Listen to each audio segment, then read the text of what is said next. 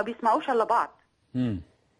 الكبير ما عادش فيه كبير، بيتطاولوا على الكبير. انا مش بقول شباب مصر شباب مصر قام بثوره عظيمه جدا، ومحدش يفهم ان كلامي ده ان انا ضد الثوره او فلول او مباركيه او الكلام الفارغ. ما دي الحجج، دي الحجج اللي بيتكلموا فيها على طول. ايوه، لا انا بتكلم كمصريه. كمصريه. رجعت من الغربه بقالي سنتين. انا مشيت من مصر وكان لسه يعني السادات الله يرحمه اغتالوه. رجعت من سنتين بس، يعني وبعد سنتين تماما اتشال مبارك. يعني انا لا عاصرت مبارك في مصر ولا حاجه، بس طالما ان شعبي حس ان هو مقهور فانا بناصر شعبي وبناصر ثورته، لان احنا عايزين تغيير. لكن اللي بيحصل في مصر ده تدمير مش تغيير. دي مش ثوره، دي فوضى بصراحه. يعني احنا لازم نسال نفسنا، اللي بيرقصوا على جثث موتانا مين مستفيد من ان شباب مصر كل يوم يبقى دمه مراق في الشارع؟ انا عايزه واحد من اللي بيطلعوا عاملين نشطاء الفضائيات اللي هم بيتاجروا بدم الشهيد ودم الشهداء. عايزه اشوف واحد فيهم مقطوع له رجل ولا مات ولا جراله حاجه. كلهم بيحركوا الشباب من على تويتر والفيسبوك، والشباب اللي نازل متحمس عشان بلده وطني بيدخل فيه بقى العناصر الثانيه المأجوره اللي هم عايزين يدمروا البلد وماشيين الخطه الماسونيه الامريكيه الصهيونيه لتدمير هذا البلد. انا عايزه افهم، امريكا دخلت في اي دوله والدوله دي بقت كويسه؟ ما خلينا نتفرج على السيناريوهات اللي موجوده حوالينا. بالظبط. العراق، ليبيا، السودان قسموها من بدري. ده مخطط الفوضى الخلاقه. المفروض ان النخبه والاعلام المأجور اللي كل يوم يشحنوا في الناس ويولعوا في البلد، مش عارفه على اي، ما هم كلهم بقى ايه؟ ما احنا لو جينا ندور اللي معاه جنسيه كنديه واللي معاه جنسيه بريطانيه احنا في الاخر اللي هنتبهدل في بلدنا. اللي ما معهوش فلوس يروح يعيش في دبي ولا يجيب له شقه يعيش هناك، ولا احنا اللي هنتبهدل. هنفضل احنا والبلطجيه يذبحوا فينا واحنا نستغيث، والبلد هتخرب عشان اعلام مأجور. يعني حضرتك عارف طبعا المقوله بتاعت وزير الاعلام النازي ايام هتلر لما قال اعطني اعلاما بالظبط بلا ضمير اعطيك شعبا بلا وعي. بالظبط.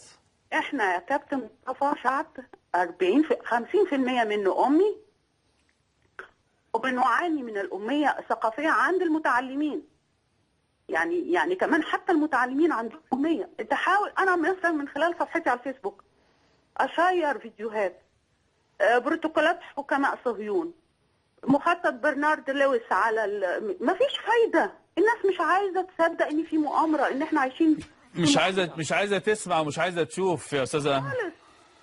يعني انا للأسف. مش يعني اللي بيحصل في مصر دلوقتي، يعني من يوم الاحداث المتلاحقه من يوم احتفالنا بالثوره يوم 25 لحد دلوقتي، ده بيندرج تحت ايه سياسيا؟ تحت مفهوم الاداره بالازمات.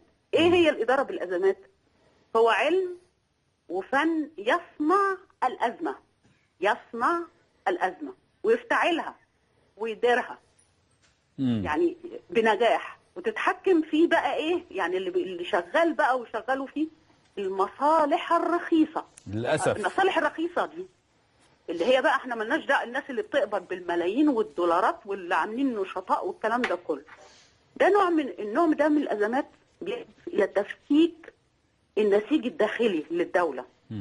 بهدف ايه بقى؟ ان يبقى سهل الولوج الى مكونات الاساسيه للدوله، ويؤدي ايه؟ الى انهيار كلي للمنظومه المصريه، كل شيء في الدوله.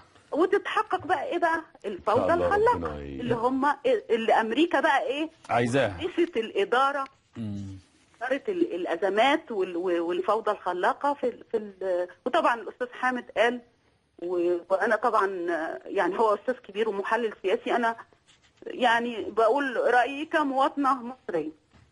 دلوقتي يا كابتن مطلوب ايه من الشرطه بالظبط؟ هم هز مديريات الامن في كل مكان، وقالوا واحنا قلنا معلش، ما هي دي القوه بتاعت مبارك وهم بيكسروا قوته عشان يقدروا يقوموا بالثوره.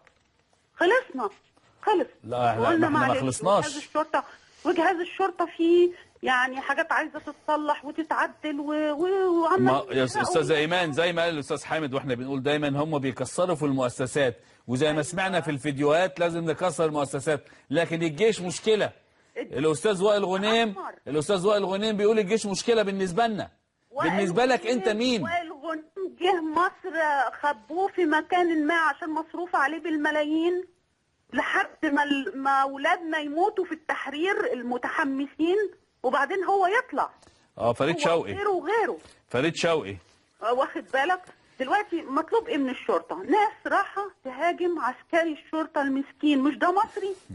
ناس رايحه تقتل ضابط الشرطه، ابني وابنك وابن الجيران مش استاذه ايمان لازم تكوني معانا ان شاء الله في حلقه. بشكرك شكرا جزيلا على الوطنيه بتاعت حضرتك قبل ما تكوني صحفيه او اعلاميه.